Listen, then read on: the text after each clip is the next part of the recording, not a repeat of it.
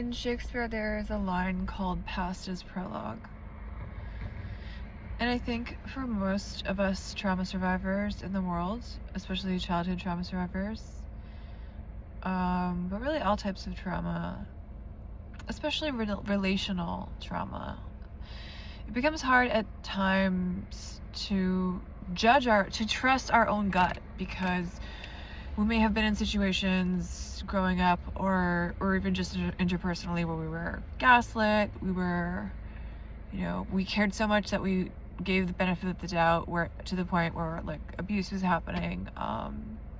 We gave so many chances that it was like hurting our lives with either parents or family or dating or even friends can be like.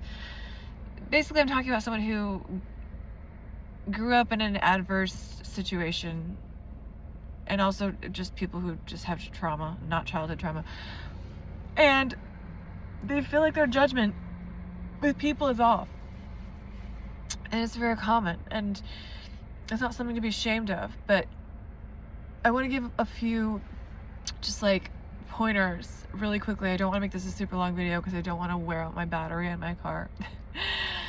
Okay, so in Shakespeare it says past is prologue. This is from The Tempest, and the character is trying to like change. He's like so desperate to change the present to something else, and he's like frustrated with the situation. And past is prologue means like the past shapes our lives, okay? What is present is shaped by history. And so really a lot of Shakespeare's plays are actually based on mythology and like old stories, times of old, that had been told in iterations over and over. But that's not important. That's also been done by poets and artists and whatever. I think some people might not agree with me. I think, yes, people have the ability to change, but I think your first interaction of someone is very valid.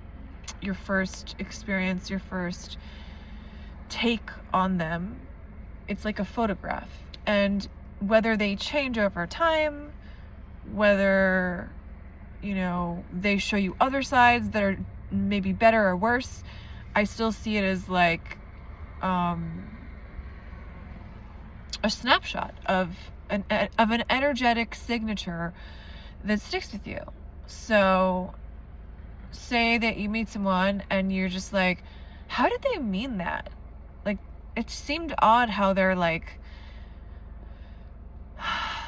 okay, let me just give an example. It's basically reading tone, facial expression, and trying to gauge someone's motive, and just being hyper aware, which is exhausting. But there's a lot of people also in the world who are not aware, and so it'll be really easy to be like you're disingenuous and you're like a liar, or you're like not being for real, like you're not for real.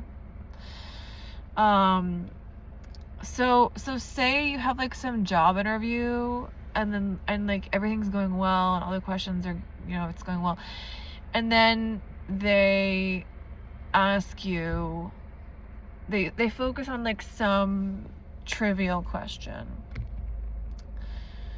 like, why did you only teach at this place for 1 year and the other places you taught 5 years? And you're like, I don't know, like that was like a temp job or something.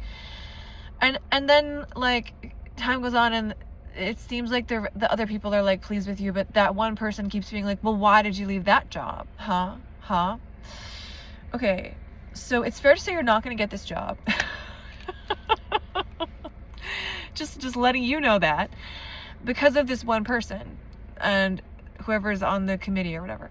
And it doesn't, you've given them your answer and it hasn't sufficed, and they've decided there's something about you that they don't like. It absolutely is not about you. This is what people do. They project their stuff onto us. We could look like someone they know. Maybe we're younger than them. They're jealous. Maybe they're angry because we look this or that way. Maybe they always wanted blue eyes and whatever. Maybe they have ideas about our socioeconomic situation that make them think this or that way about us. But generally, I would say you're not going to get that job, whatever the reason is.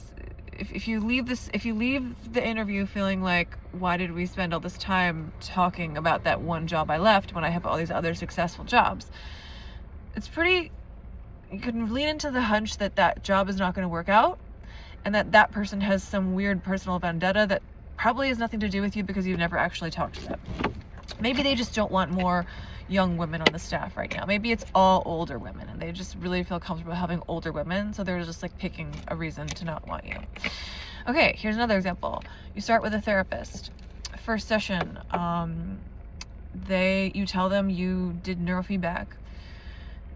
As you're leaving, you question how much it helped you, and they say, yes, many people get taken advantage of with those kinds of things. And you leave thinking, this person thinks I'm an idiot, or that I'm naive.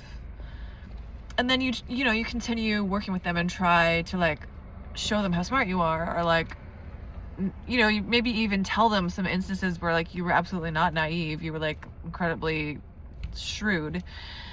And it's fair to say that that energy signature will remain, though. Maybe they show compassion and admit that you're smart, and actually it's their own, maybe they've been taken advantage of in life, and that's their own projection.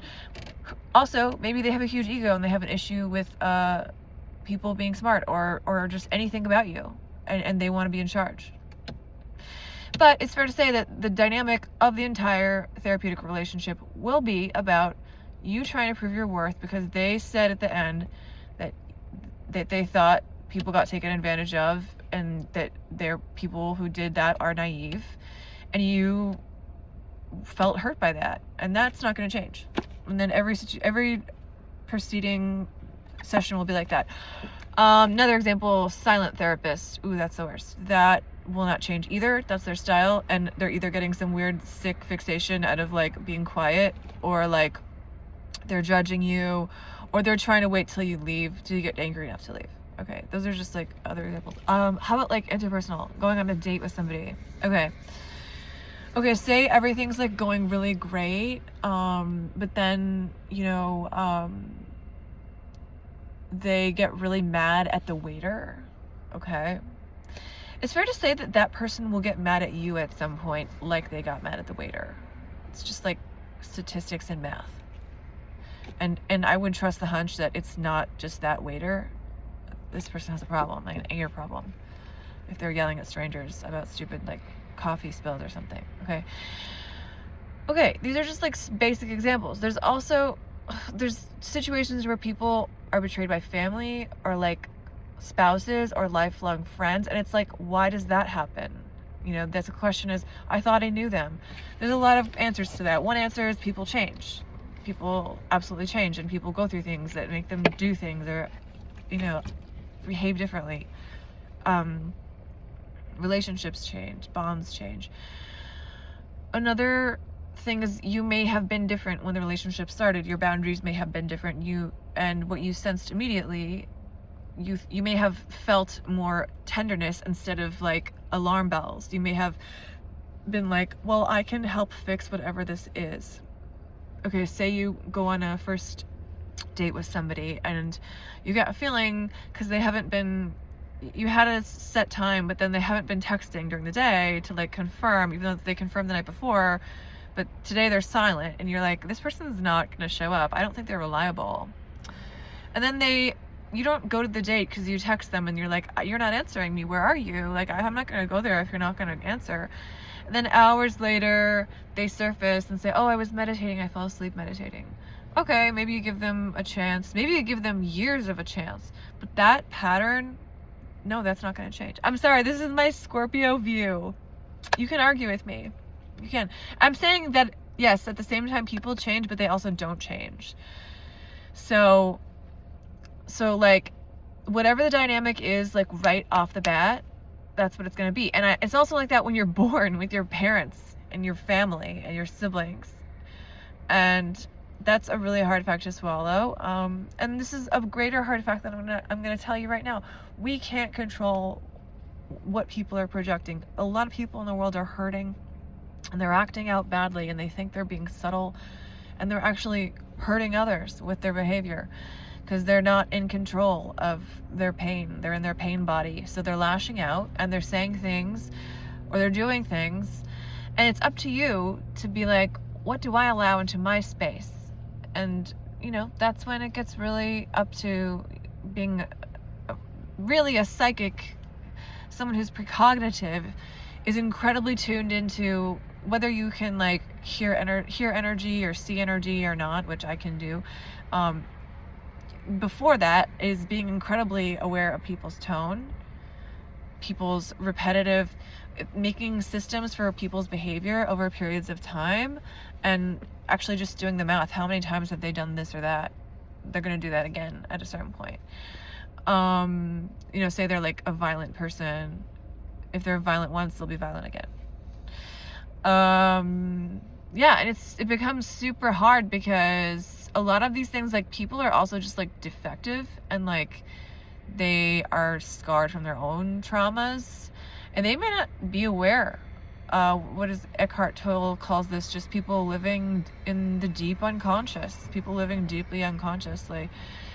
And I just offer you to like, I'm not trying to scare you because I don't want you to like not trust anyone in the world. And I think it's beautiful to trust, and it's also beautiful to learn. And really, you want to realize that you're the driver here in terms of interacting with others. If someone is really nice at the checkout line and is genuinely kind, and puts your fork and asks if you want a fork, and like, tells you to have a great day, it's fair to say that's like a kind of a nice person, because that's a tough job. Okay, just the circumstances, the variables, they're standing all day and they have the wherewithal to sit, to be nice, to be smiley. It's kind of fair to say that they're like a consistent person in other regions of their life, because they're able to stand there for 8 hours and not like freak out and be nasty and mean. These are just like, so a lot of it is also just like setting up like observational periods with people, and you might not be able to do that with short-term relationships, but